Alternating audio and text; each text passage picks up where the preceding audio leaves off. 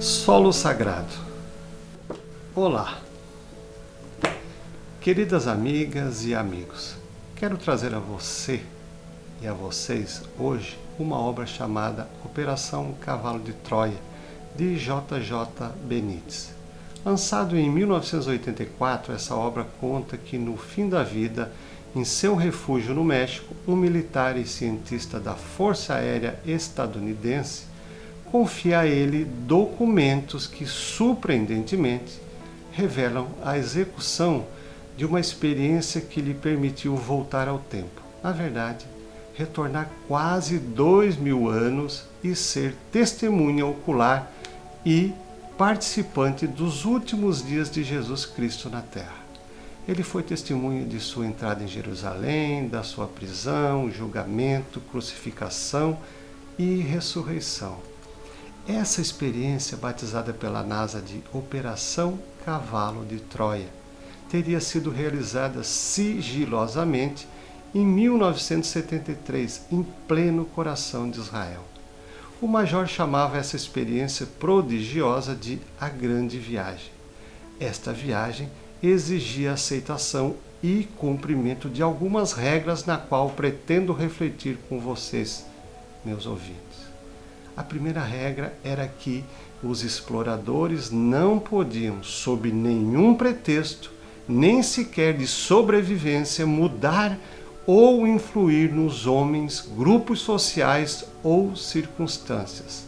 Resumindo, a história não poderia ser modificada.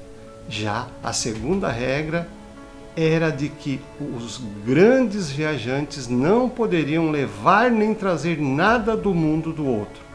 Afinal de contas, suas missões não eram julgar as pessoas ou os acontecimentos, mas sim observar e ser testemunha.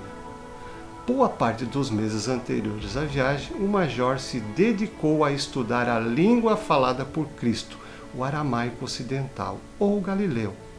O major não quis se aprofundar muito nos textos bíblicos para enfrentar os fatos sem ideias preconcebidas e de espírito aberto, com a obrigação de observar e transmitir a verdade daqueles dias, conservando uma atitude limpa, desprovida de prejuízos. Tanto a nave, chamada de berço, quanto o major foram revestidos com uma película protetora para evitar que germes fossem ingressados em outros tempos, em outras pessoas. Durante a releitura desta obra, agora com o olhar de filósofo clínico, me peguei pensando nas vezes que vamos ao mundo do outro com a pretensão de influenciar na sua história de vida, às vezes com conselhos, com fofocas. Quantas vezes vamos ao mundo do outro com a pretensão de torná-los a nossa imagem e semelhança? Das vezes que vamos ao mundo do outro como juízes e, pior, com a sentença pronta. Que direito temos de ir ao mundo do outro levando nossos germes? Será que temos o direito de ir ao mundo do outro levando nossos problemas, nosso mau humor, nossas queixas? Lembro-me dos meus primeiros dias de estágio como aprendiz de filósofo clínico, o quanto foi difícil exercitar o ouvido atento, me dedicando em apenas ouvir a história de vida do partilhante, sem interferir, sem agendar, sem julgar, sem interromper, para simplesmente não mudar o curso da história do meu partilhante. Outro exemplo foi quando fiz a primeira vez o Caminho de Santiago, trilha mística de 819 quilômetros. Nos 30 dias de caminhos encontrei muita gente que entrou em meu caminho e saiu, mas 3 deles, 3 jovens senhores poloneses, Carol, Eiko e Wallace, me marcaram. Durante 2 semanas me deparei com eles, às vezes caminhando, às vezes no refúgio.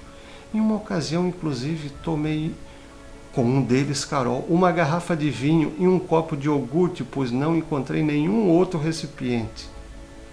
Falávamos sobre todo tipo de assunto: filosofia, religião, futebol, óleo de oliva, vinho. Era um papo muito agradável, ainda mais que eles se alternavam na conversa. Cheguei a pensar que eram 3 irmãos, mas não quis me intrometer na vida deles. Quase em Santiago de Compostela, precisamente no Monte do Gozo, nos hospedamos naquele caminho de verão europeu. Dia 29 de julho, meu aniversário. E lá estavam os 3 poloneses como vizinhos. No final da tarde, fui à capela para celebrar a data e participar de uma missa. E qual não foi minha surpresa quando vi os 3 presidindo a missa? Eram padres. Pensei, como não tinha informação de que eles eram religiosos, pude ter um contato verdadeiro com eles e eles comigo. Não os reduzi a batina, e eles também tiveram a sensibilidade de deixar a ocasião os apresentar. Quando deixamos de ver o outro de forma inteira, o perdemos. O outro é muito mais que seu papel. Às vezes o único papel, como médico, pedreiro, dentista, carpinteiro, advogado, empresário. Ele é muito mais. Nós somos muito mais. O outro, para Emmanuel Levinas, é solo sagrado. E não podemos adentrar nesse solo levando as sujeiras de nossas sandálias. E você, nesses difíceis tempos que estamos passando, como tem ido ao mundo do outro?